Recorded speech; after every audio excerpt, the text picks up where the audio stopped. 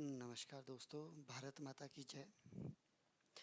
हम सब ने ये बहुत बार सुना होगा कि लोग कहते हैं मेरा भारत महान, 100 में से 90 95 बेईमान।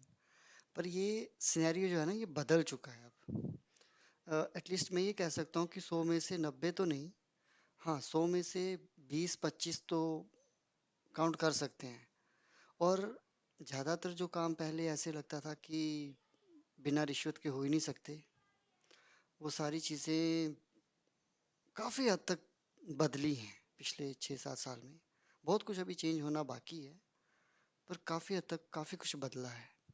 ये तो मैं 100% सहमत हूँ। पर अब कई चीज़ें ऐसी हैं कि अब यूपी के इलेक्शन आने वाले हैं। भारतीय जनता पार्टी जो है वो समाजवादी पार्टी के, बीएसपी के बंदों को भाई अपने में इंडक्ट कर रही है, चला रही है।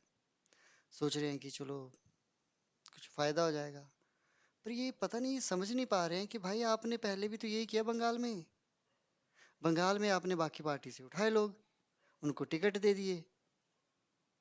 आपकी ऐसी तैसी होगी, लंका लग गए वहां पे अच्छे से। हम लोग चिल्लाते रह गए भाई अब तो पोस्ट वायलेंस इतना हो रहा है, पोस्ट पोल वायलेंस इतना हो रहा है, भाई अब तो कुछ कर दो। ना मोदी जी ना अमित शाह जी ग्राउंड पे किसी के साथ नहीं खड़े हुए। कितनी बुरी चीज़ है, एक कार्यकर्ता को कितना बुरा लगता होगा। वैसे मैं न्यूट्रल नहीं हूँ, मैं काफ़ी हद तक मोदी जी को सपोर्ट करता हूँ। राहुल गांधी को हम पसंद करते हैं, मज़े लगा देते हैं, उनकी भाषा सुन के, उनके भाषण सुन के अच्छा लगता है। बाकी अखिलेश यादव का सुनता हूँ मैं, कभी कभी लगता है, मुझे पता चलता है कि हाँ वाकई वो बाहर से ही पढ़े हुए हैं, वैसे ही बाहर वाले उसी तरह से पढ़े हुए हैं। और मायावती जी के तो क्या कहने। पर ओवरऑल ये देखा जाए तो लगता है कि यूपी में चेंज तो हुआ है, चेंजेस दिखते हैं। पर ये जो बाहर के नेता को इंडक्ट कर रहे हैं, उनको लेके आते हैं, ये मुझे सही नहीं लग रहा। मुझे लग रहा है कि बीजेपी अपने पैरों पे कुल्हाड़ी मार रही है। अगर अपने दम पे ही लड़े, टिकट तो कटने ही है, पता ही है, जो एग्जिस्टिंग एमएलए हैं उनके टिकट कटने ही हैं।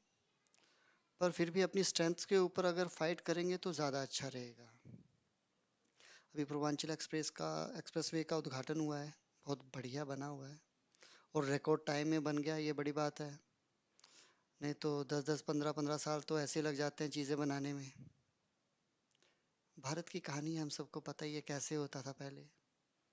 बट यह है कि बीजेपी गवर्नमेंट मानी इसलिए जाती है कि सड़कें बन जाती हैं, एक्सप्रेसवे बन जाते हैं, हाईवे बढ़िया, बहुत बढ़िया बढ़िया काम करती है बीजेपी गवर्नमेंट। इंफ्रास्ट्रक्चर का अगर अगर इंडिया में इंफ्रास्ट्रक्चर की बात करें हम, तो इंफ्रास्ट्रक्चर जो है वो वाकई वाजपेयी जी के टाइम में एक बहुत बढ़िया तरीके से शुरू हुआ था काम। हमारे गांव की अपनी जो सड़क है वो भी तो प्रधानमंत्री ग्रामीण सड़क योजना के दौरान ही बनी थी, उसी के पैसे लगे थे वहां पे।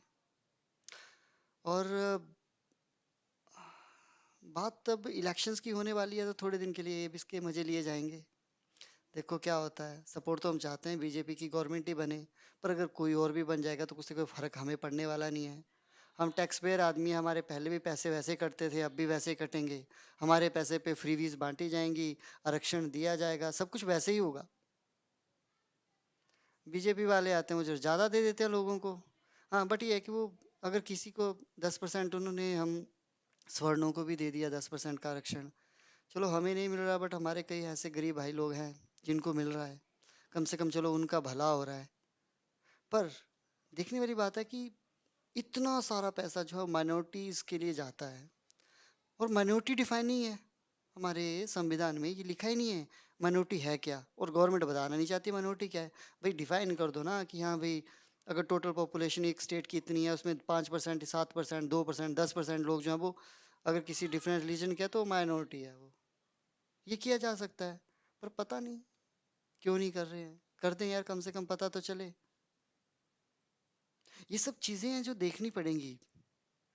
अभी नहीं देखोगे, 2 साल में देखोगे, 4 साल में देखोगे, देखनी तो पड़ेंगी। क्योंकि देश जो है वो जाग गया है, अब ऐसे नहीं चलेगा। तो ये तो अपडेट आपको करना ही पड़ेगा। हाँ ये है कि अब चलो मोदी जी हमारी उम्मीदों पे तो अभी तक खरे उतर रहे हैं, आगे भी उम्मीद है कि और अच्छा करेंगे। हिंदू हृदय सम्राट योगी जी को भी ये कहते हैं, हिंदू हृदय सम्राट। मैं तो इम्प्रेस्ड हूँ हेमंता विश्वा शर्मा जी से, वो बहुत अच्छा काम कर रहे हैं। विप्लव देव जी बहुत बढ़िया काम कर रहे हैं। चलो देखो अब आगे क्या होता है, यूपी की खबरें लाते रहेंगे बीच में। वैसे मैं हिमाचल से हूँ तो हिमाचल का न्यूज़ तो दूंगा ही दूंगा।